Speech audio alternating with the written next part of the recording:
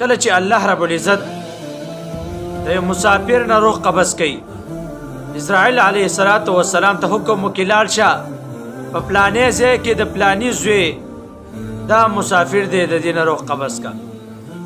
کله چې اسرائیل علیه السلام را روان شي، الله رب العزت فرشتو ته حکم وکړي، وای اے فرشتو د زما د دې بنده خواته خپل خپلوان نشته، جړېدونکي څوک پې نشته، اے فرشتو تاسو راشه په دې باندې وجاړئ. الله دومره د بنده خیال ساتي.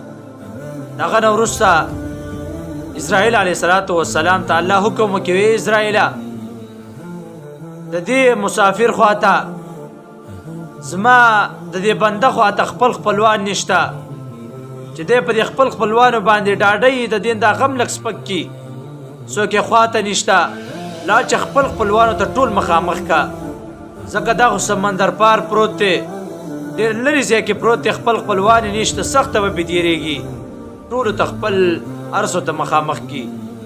دومره په اسانتیا باندې الله رب العزت د مسافر نه روح قبض کوي.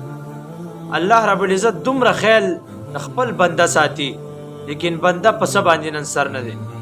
کو مسافر دی، کو دا بار ملک کې اوسېږي، دغه رنګې په یو وطن او په بل وطن کې اوسېږي، څومره ګناهونو کې مخته، الله رب العزت یې څومره خیال ساتي.